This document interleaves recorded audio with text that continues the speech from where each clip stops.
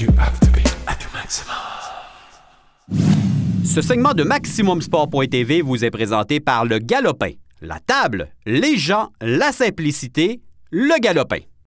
De retour, notre deuxième segment, cette émission spéciale de football scolaire à MaximumSport.tv. Nous sommes présentement au restaurant Le Galopin à Sainte-Foy. Messieurs, quand on regarde un peu de la fierté que ça implique, bien entendu, mais il faut parler de l'aspect étudiant-athlète. Comment on réussit à composer avec cet élément-là qui devient quand même nécessaire au niveau scolaire? Pascal, par exemple? Bien, nous, pour ce que je peux parler de notre institution, c'est qu'on a mis sur pied vraiment un encadrement académique, mais dès les joueurs recrues. Je pense que ce qui est important pour le collégial, c'est des amener à une maturité et des responsabilités au niveau académique pour le niveau soit universitaire ou lorsqu'on parle d'étudiants techniques, mais c'est le niveau professionnel pour ces étudiants-là. Donc, c'est de mettre l'emphase de l'importance de la réussite scolaire. Puis, tu sais, à chaque fois qu'on parle d'un championnat ou d'une équipe championne, ben, tu vas rarement gagner seulement avec des joueurs recrues. Tu vas gagner avec des vétérans. Puis au collégial, il y a des règles, il y a des responsabilités au niveau du réseau du RSEQ, des obligations de passer un certain nombre de cours. Donc, si tu ne réussis pas, ben, tu ne peux pas jouer l'année suivante. Donc, pour nous, c'est important d'avoir le plus de vétérans possible dans l'équipe. Puis, la façon de réussir à avoir le plus de vétérans, c'est la réussite de leur cours. Et comme Pascal l'a mentionné tantôt, c'est une grosse fierté pour l'école au complet. Nous, à Saint-Jean, on est chanceux. Les professeurs nous aident énormément là-dedans. La direction nous supporte. Donc, on a encore nos jeunes. On est chanceux. On a 5 gars à temps plein juste pour le football qui encadrent ces jeunes-là. Mais c'est sûr que ça fait des horaires assez chargés pour des gars de 13 ans, 14 ans. La semaine avant la finale régionale, les joueurs avaient des cours de football pendant la semaine, plus les pratiques le soir. On a eu 6 entraînements pendant la semaine. Donc, c'est sûr que là, il fallait gérer ça de la bonne façon. Moi, notre équipe d'entraîneurs a fait en sorte de bien gérer ça pour que les jeunes aient de l'épuisement non plus. Puis il faut quand même que les jeunes performent au niveau académique. Ils avaient des périodes d'examen à ce moment-là aussi. Donc, l'ensemble, c'est un travail d'équipe. L'école, on travaille tout ensemble pour que le jeune réussisse, qu'il soit le mieux possible, dans le meilleur encadrement possible. Puis ça donne des résultats qu'on a eu. Luc, si jamais un jeune étudiant athlète a un petit peu de problème au niveau académique, comment on fonctionne du côté du SSF là-dessus? Ben, nous autres, on les voit, on a des suivis réguliers à chaque semaine avec ces élèves-là. Puis moi, en étant dans l'école, la qualité ou la beauté de ce que je fais, c'est que j'ai vraiment les 2 pieds dans le centre de l'école. J'ai les 2 titres de vie étudiante. Puis je suis à côté de la direction pédagogique. Je m'occupe des sports. Donc, je suis très, très proche des enseignants. Dès qu'il y a quoi que ce soit qui arrive, la source directe à aller voir, c'est moi. Fait que le contact se fait immédiatement, puis après ça, moi, je fais le suivi avec le jeune, les parents.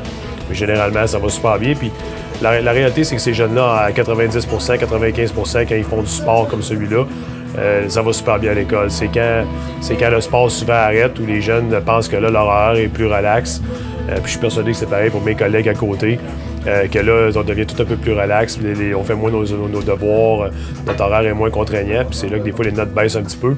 À chaque fois que j'ai des parents qui arrivent à l'école, ils me disent le football c'est exigeant. Je dis toujours la même chose, j'ai toujours la même réponse, ça fait 23 ans que je suis là-dedans, je dis toujours hey, pendant le football, tout va bien aller. Après le foot, vous allez voir, ça va baisser. Ils me regardent ils sont toujours un peu pas vrai, ça se peut pas, ouais, puis j'ai 100% de réussite. Fait que c'est ça la réalité, puis ça prend un certain temps, 2 à 3 semaines, 4 semaines avant que les choses reviennent à la normale. Ça fait partie de la prise de maturité de ces jeunes-là qu'on prend à partir de secondaire 1. Prise de maturité, parce qu'il peut arriver des événements au cours d'une année scolaire, lors de la saison de football, qui peut arriver. Et là, il y a un éducatif qu'on doit donner à nos jeunes si on est plus ou moins content de ce qu'ils ont fait, par exemple, à l'extérieur du terrain. C'est important de ne pas s'inquiéter de ça. En toute sincérité, nous, notre programme de sport à l'école est bâti pour qu'un jeune de première, deuxième secondaire puisse s'amuser. Il n'y a pas de retranchement chez nous. Tout le monde, il y a de la place pour tout le monde. On veut qu'ils s'amusent. L'objectif, c'est qu'ils jouent et qu'ils aient du fun.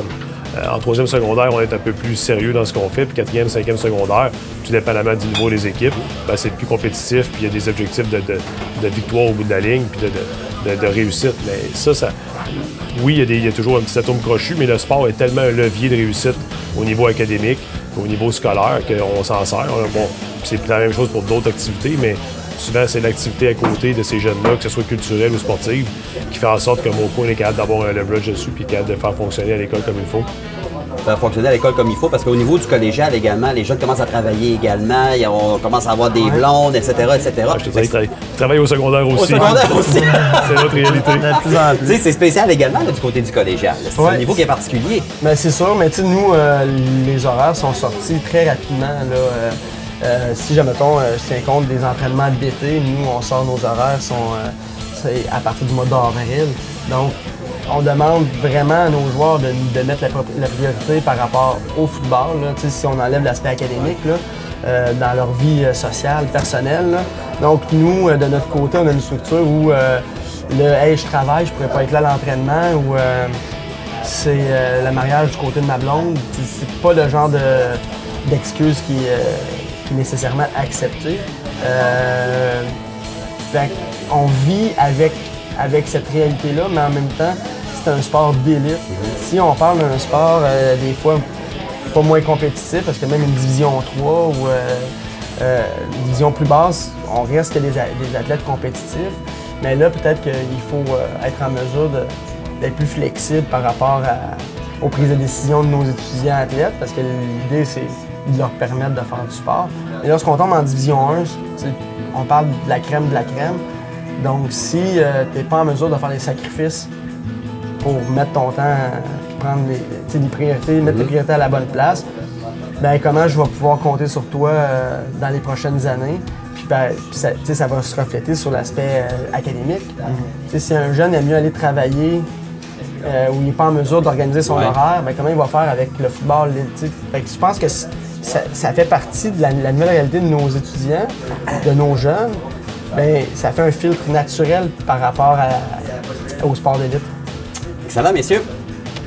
On s'arrête à nouveau l'instant d'une courte pause au retour dernier segment de cette émission spéciale football scolaire à MaximumSport.tv. Ce segment de MaximumSport.tv vous a été présenté par le Galopin. La table, les gens, la simplicité, bref, le Galopin.